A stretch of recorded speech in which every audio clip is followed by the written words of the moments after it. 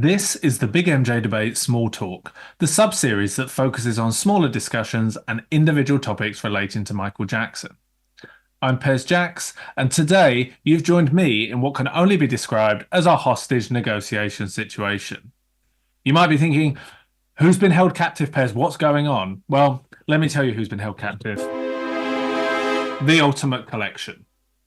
The Ultimate Collection used to be on streaming services, but for the last few years has been held captive by the evil estate of Michael Jackson and Sony Music, and we want it back.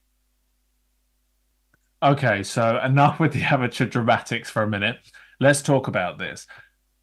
Where is the Ultimate Collection? Why has it been taken offline? And why can't we have it back? These are all questions I'm going to explore in this small talk to try and establish what on earth is going on. So let's cast our mind back to when the Ultimate Collection was released. I remember it clear as day. It came out on the 16th of November, 2004. I went to Woolworths, which is now defunct in the UK. I picked it up off the shelf. We got the black copy in the UK. I took it to the till and I said to the girl, "It really smells in here." And she said, "Oh, I don't know. I can't smell anything." I said, "Oh, that's bad. What if there was a gas leak?" She said, "Yeah, somebody dropped a bread maker on my nose once, and now I've got no sense of smell." So that's why I always vividly remember buying it, because the girl with the broken nose from the bread maker. I remember getting it home and thinking, the only thing I want to hear on this is the demos and the unreleased stuff. I've heard all the other stuff. I just want this. And so from Sunset Driver all the way up to We've Had Enough, I was just like, my mind was blown, because we had Michael from all the eras we love giving us the unreleased stuff. And this felt really special because it felt like Michael was opening his vault to us as the fans. Let's be real. The Ultimate Collection was clearly a product for the fans. It wasn't really targeted for the general public. Because it was of its price and its the number of discs in it, it was targeted to the fans. And so it really felt like Michael was opening his vault and saying to us, "Here's some of my unreleased work." And knowing how he felt about his unreleased work being out there, to be able to get our hands on that and for him to say, "You can have this, you can hear this," was like, okay, yes, thank you, MJ. Particularly as well when you think it came out in 2004, which was obviously in a period in his life where he was going through a lot between 2003 and 2005. So this felt so special to us as fans to have this product. There were 57 tracks on there, 4 musical discs, and Michael Jackson Live in Bucharest on DVD. So it was a fan package. Nobody was out here going, "Oh, my collection, 4 discs." No thanks. We loved it. We loved it. And obviously, as music consumption has evolved over the years, everything has shifted to streaming. And like all of Michael Jackson's catalogue, the Ultimate Collection was on streaming services until several years back, when suddenly it was ripped down. And we were kind of like, what the hell? Why is this? Why have you taken this away? We've had this for years. Why are you now taking it away from us? No explanation, no press release, no MJ Online team giving out some guff. It was just gone. Then it kind of came back a bit, and it had all the classic songs that Michael's released, except for the demos. They were not available, and I checked today and they're still not available. But all is not lost, because apparently you can still get them through that weird the Fan Extras collection that they released in 2013, which had that really rubbish artwork that somebody made on Paint. And it's just a playlist of over 270 of Michael's songs, and all of the demos from the Ultimate Collection are in that list.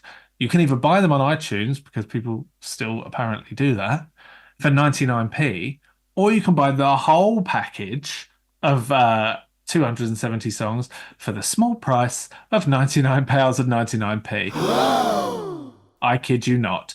But then you have to think, these are the people that gave us a £75 tote bag and told us it was high-end fashion. Right. Okay, then.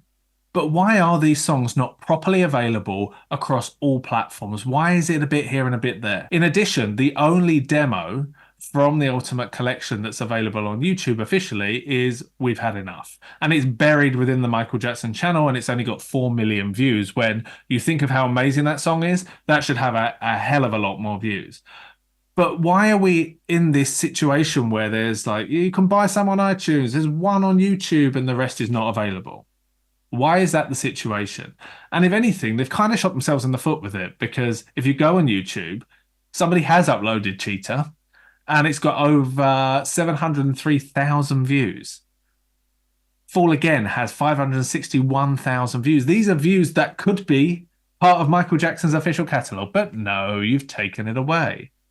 And when I say they've taken it away, I'm not kind of saying that lightly. That's why I said we're in a hostage negotiation. It's like somebody's kidnapped it from us. It's like, who had the brass neck to sit there and say, do you know what? Michael Jackson approved this being released. Michael Jackson allowed this to be out there in his lifetime, but we've decided we're taking it off the shelf. I mean, who do you think you are? Why do you think this is your right to do that?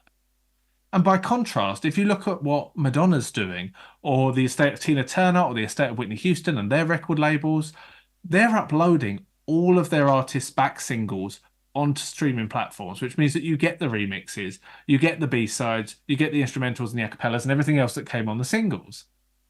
And whilst the estate won't do that, they're taking more of Michael's work actually away from us. So instead of saying, well, we're not going to follow that trend, they're like, actually, we're going to go the opposite. We're just going to take stuff away. So thanks.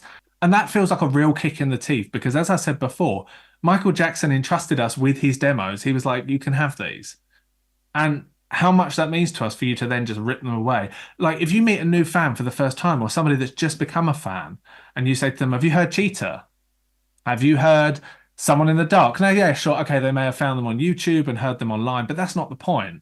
They should be found through the official Michael Jackson channels in the way that the rest of his catalogue is. And the Ultimate Collection demo tracks are a part of that catalogue.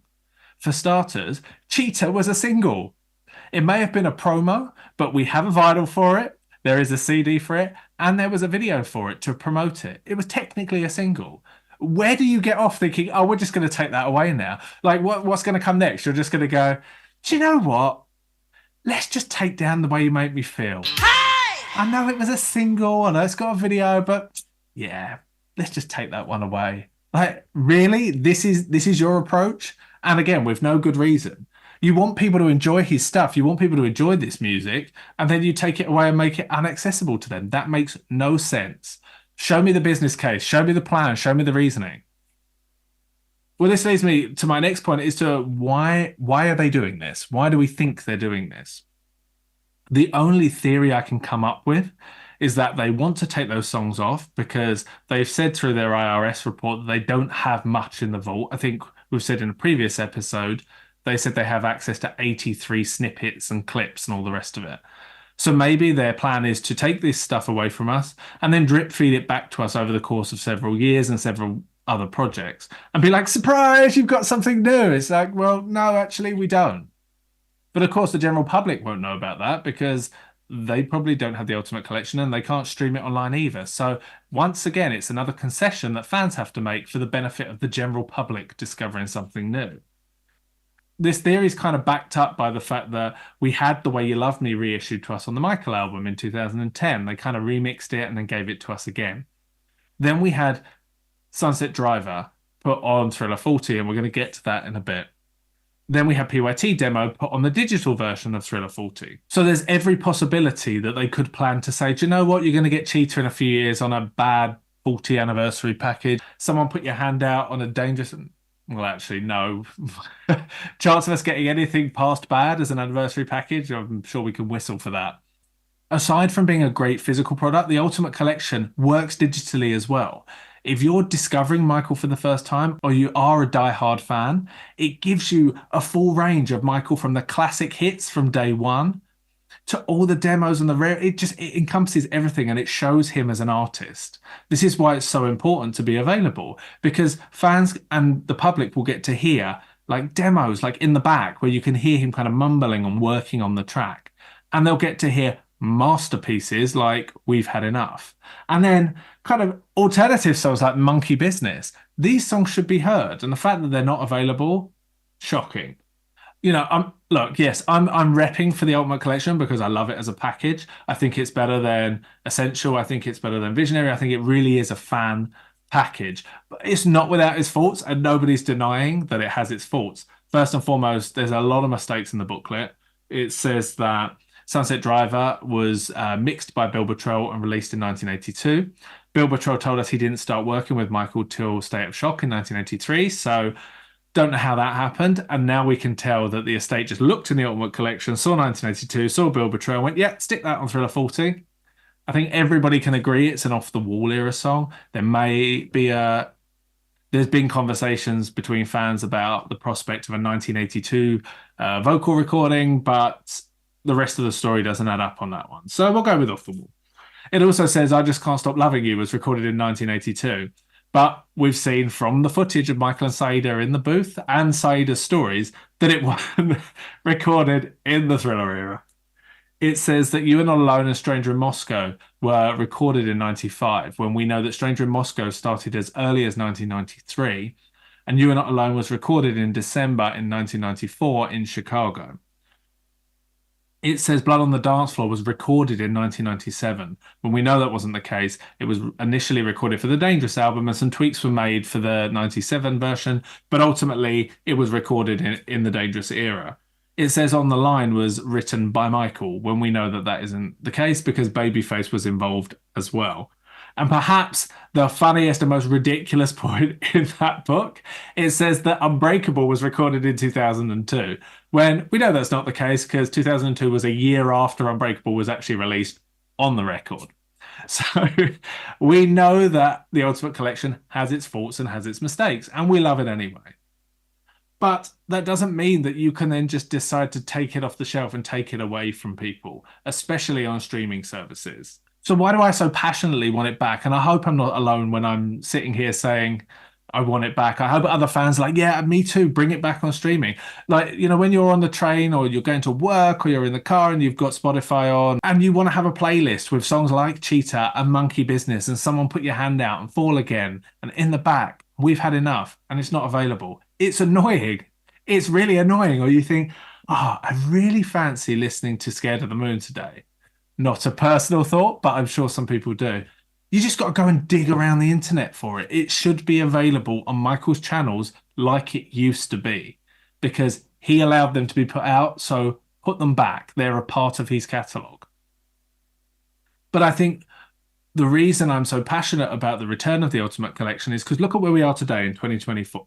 This week, one of the highest viewed documentaries is The Greatest Night in Pop, which is the story of We Are the World. The Ultimate Collection has Michael's demo version of We Are the World on it. The public and the fans should be able to go on streaming services and listen to that song and hear Michael's demo and hear how much he contributed to that song, which is pretty much most of the song. And they can't do it. For a person discovering the We Are the World journey for the first time, that should be a part of that. And they can't do it. We had a tiny snippet in the documentary of Michael's demo.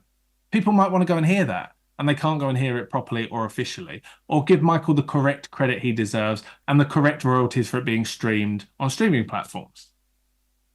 Perhaps more importantly, when you look at where we are in 2024, there are wars happening all across the world. And a song like We've Had Enough speaks to the feelings of people, speaks to war, speaks to frustration, speaks to irritation with governments for not doing enough when it comes to war. Michael Jackson was the voice of that, and he was always at the forefront of social causes and speaking out and providing us strength and passion and something to get focused on. And We've Had Enough is that. That is the soundtrack to what's happening at the moment. And you keep it offline.